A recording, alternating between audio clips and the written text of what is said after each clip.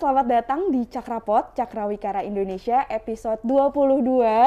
Kembali lagi bersama saya Afida. Di sini sudah ada peneliti CWI, Mbak Yola Panjaitan. Halo Mbak Yola. Halo Afida, halo teman-teman semua. Ketemu lagi kita di Cakrapot, Cakrawikara Indonesia. Ya, Mbak Yola apa kabar Mbak? Baik. Baik, sehat-sehat ya Afida ya. Sehat, alhamdulillah Mbak Yola. Nah, di episode kali ini nih Mbak, dan teman-teman kita akan membahas tentang cita-cita. Oke. Nah, setelah sebelumnya kita ngebahas tentang ini kan perspektif feminis dalam penelitian, di sini kita akan membahas tentang cita-cita. Kalau ngomongin cita-cita nih Mbak Yola sendiri cita-citanya apa Mbak? Waduh, cita-cita sih selama tumbuh besar berubah-ubah ya. Karena ini terakhir tuh pas kuliah sempet pengen jadi jurnalis. Oh, sempet pengen jadi jurnalis, tapi sekarang jadinya peneliti. Oke. Kalau Afida sendiri gimana? Aku, cita-citaku membahagiakan orang tua. Klasik cita-cita anak. Sempet kepikiran jadi jurnalis juga sih Mbak. Sempet dulu pas kuliah, kayaknya seru deh dia jadi jurnalis. Makanya kita masuk FISIP ya Mbak ya. Iya betul. Makanya pengennya jadi jurnalis. Nah ngomongin jurnalis nih Mbak. Kalau kita ngomongin jurnalis kan, tugas jurnalis tuh kan membuat berita, menyampaikan informasi ke publik. Nah dengan adanya jurnalis ini kan salah satunya kita jadi tahu berita internasional kan Mbak.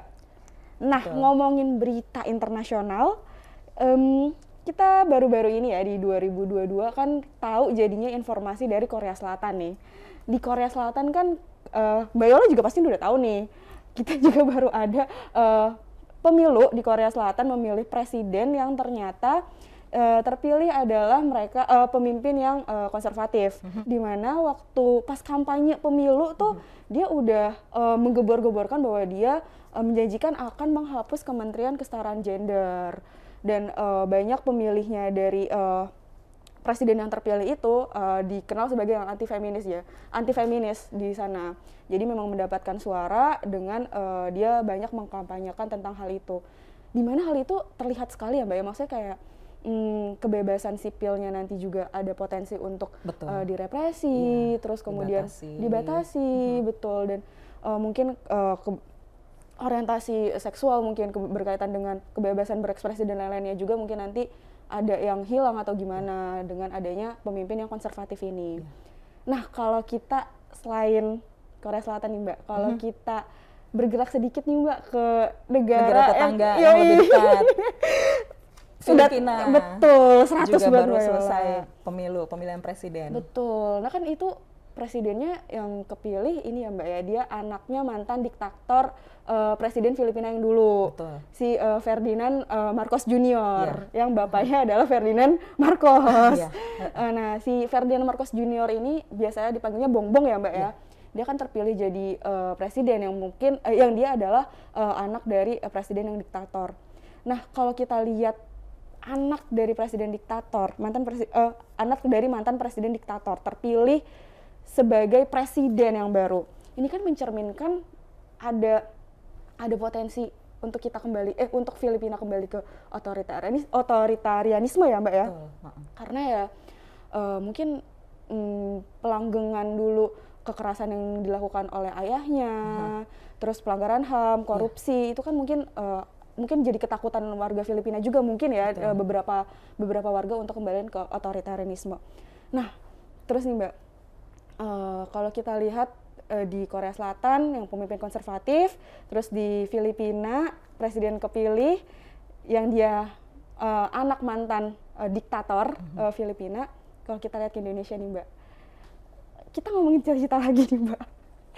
Nih di Indonesia ini kan kita pernah ada sejarah ya Mbak ya, otoritarianisme di zamannya Soeharto. 32 tahun menjabat si Soeharto ini banyak catatan-catatan, banyak pelanggaran HAM, kekerasan yang dilakukan dan lain sebagainya. Makanya kemudian 98 kita ada reformasi. Nah, kita udah 24 tahun berjalan nih Mbak, reformasi. Kita ngomongin cita-cita, menurut Mbak Yola nih Mbak, cita-cita reformasi yang dulu sempat menjadi titik ya untuk Presiden Soeharto kemudian dijatuhkan. Iya. Gimana Mbak melihat cita-cita reformasi sekarang nih Mbak? Apakah seperti apa kondisinya. Iya, jadi memang karena kita juga masih dekat sekali ya dengan peringatan reformasi di Indonesia, kita jadi ingat lagi sama apa sih yang dicita-citakan oleh Indonesia dengan momentum reformasi tersebut. Memang yang pertama ya, kalau dikaitkan dengan tadi pernyataannya Afida soal kondisi saat ini di Korea Selatan dan di Filipina, reformasi Indonesia itu memang salah satunya adalah membuka kebebasan politik, yaitu kebebasan untuk membentuk partai politik misalnya, yang pada masa Orde Baru, di masa kita otoriter itu tidak dapat dilakukan. Hanya ada 3 partai yang diperbolehkan ada, yaitu Golkar, PDI, dan P3. Nah, kemudian di dalam tata kelola pemerintahan juga kita sudah menetapkan di dalam amandemen Undang-Undang Dasar 1945 beberapa hal yang penting untuk kita bisa menjalankan satu tata kelola pemerintahan yang lebih demokratis, yaitu tentu yang pertama pemilihan presiden langsung, kemudian juga ada lembaga legislatif menjadi 2 kamar, DPR dan DPD, dan anggota lembaga legislatif ini tidak ada lagi yang diangkat melalui proses penunjukan atau pengangkatan. Jadi semua anggota legislatif baik DPR maupun DPD itu terpilih melalui pemilihan umum yang dipilih oleh rakyat. Kemudian juga tidak ada lagi lembaga tertinggi negara yang dulu disebut sebagai MPR, lembaga permanen yang ditetapkan sebagai lembaga tertinggi itu tidak ada lagi. Dengan demikian 3 lembaga tinggi negara, yaitu Presiden, DPR, dan Mahkamah Agung itu bisa bekerja di dalam satu mekanisme checks and balances atau saling mengawasi dan mengimbangi. Dengan demikian tidak ada lagi satu lembaga tinggi negara yang bisa mengeluarkan kebijakan, menjalankan keputusan dan seterusnya tanpa bisa dicek atau diawasi atau diimbangi oleh lembaga tinggi negara lain. Jadi kesemuanya saling mengimbangi. Itu sih memang salah satu yang ingin dilakukan di dalam reformasi, yaitu perubahan total di dalam tata kelola pemerintahan kita agar menjadi lebih demokratis.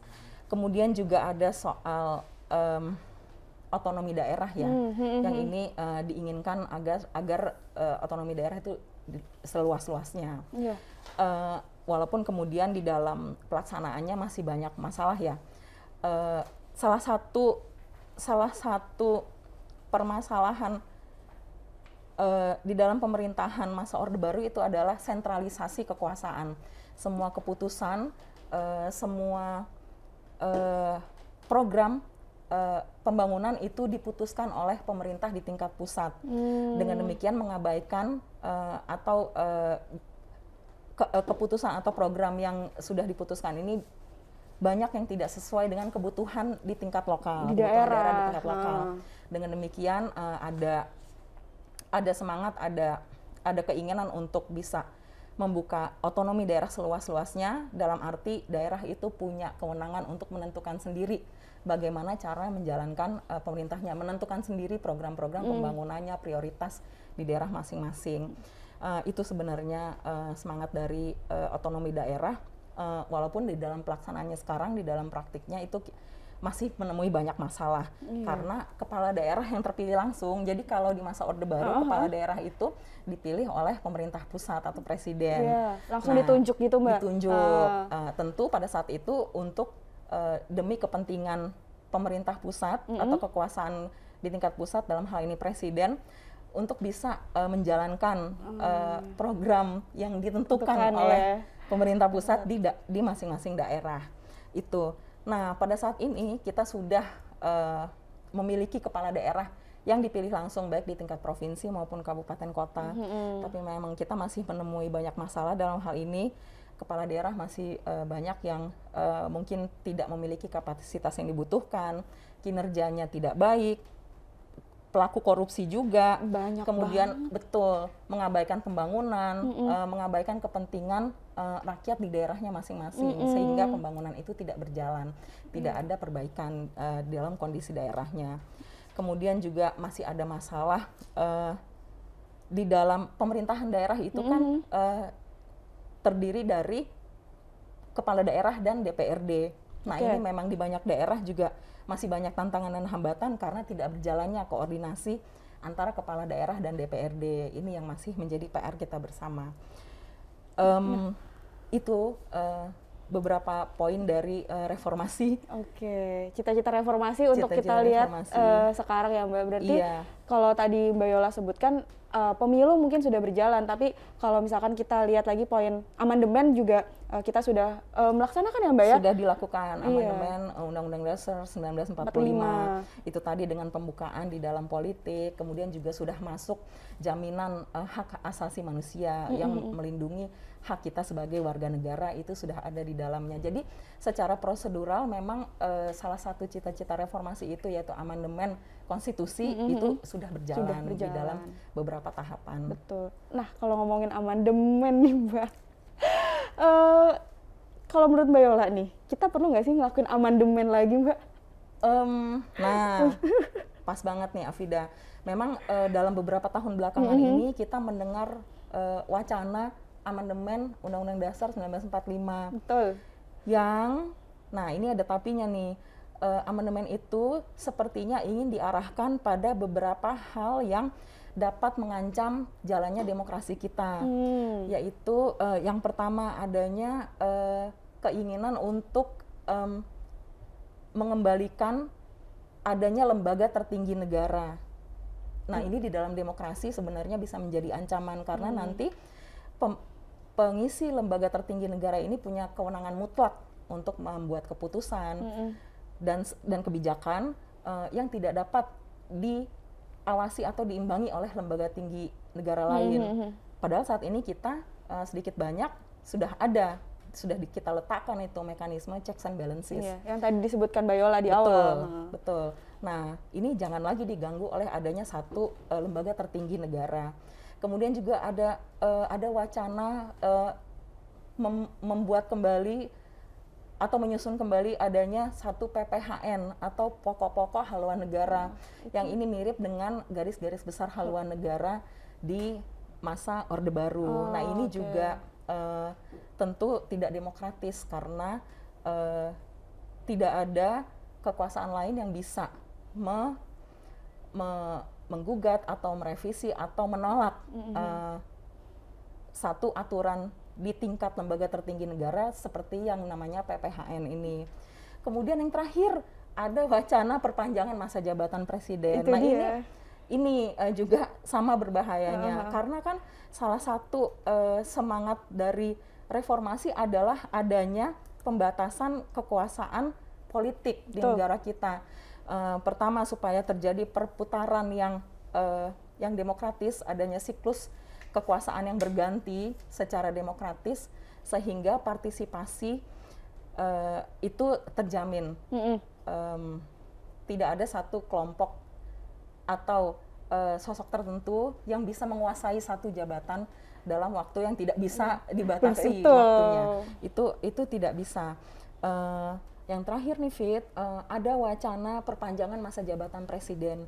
Nah ini juga berbahaya dan harus kita tolak karena memang semangat reformasi adalah membatasi kekuasaan politik supaya terjadi sirkulasi kekuasaan politik tidak terkumpul, tidak terkonsentrasi di tangan kelompok tertentu atau orang tertentu. Betul. Begitu. Nah ngomongin ini nih Mbak, penundaan pemilu ya atau perpanjangan masa jabatan presiden, kita udah pernah ngebahas lebih lanjut nih Mas, yang lebih dalam nih ke teman-teman kalau mau tahu isu penundaan pemilu atau perpanjangan masa jabatan presiden, bisa dengarkan Cakrapot episode 19. Di situ kita ngobrol bareng peneliti CWI juga, ada Mas Heru dan Yudo. Jadi bisa dicek ya teman-teman di Spotify atau YouTube-nya CWI. Nah, balik lagi nih Mbak, kita ngomongin tentang cita-cita reformasi. Tadi udah kan Mbak amandemen. Terus abis itu juga ngomongin adanya otonomi. Terus masih ada lagi. Iya, masih ada lagi Mbak. Seingatku misalnya penghapusan dui fungsi ABRI. Betul. Penghapusan dui fungsi ABRI itu kan memang mau membatasi militer agar tidak memasuki ranah politik. Nah, ini juga harus kita waspadai ya pada saat ini karena mungkin Afida juga lihat di media bahwa kita kerap mendengar ada pejabat militer yang itu mengeluarkan pernyataan publik. Nah ini sebenarnya tidak seharusnya seperti itu, karena mereka punya kewenangan menggerakkan satu kekuatan militer.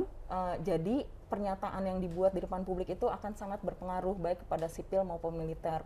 Jadi memang tidak selayaknya pejabat militer itu membuat pernyataan di depan publik dalam isu politik. Kemudian juga pada saat ini kita sedang dalam masa transisi menuju pemilu serentak di tahun 2024 yang di dalamnya itu mencakup pilkada. Dengan demikian daerah-daerah yang di tahun 2022 sampai 2023 kepala daerahnya sudah habis masa jabatannya, itu kekosongan yang ada diisi oleh namanya penjabat kepala daerah.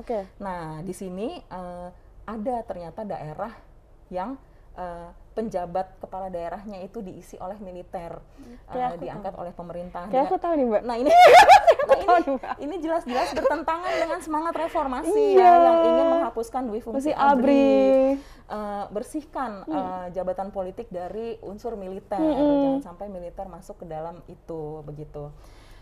Jadi begitu banyak ya PR-nya reformasi ini yang ternyata bermasalah pada saat ini dalam pelaksanaannya.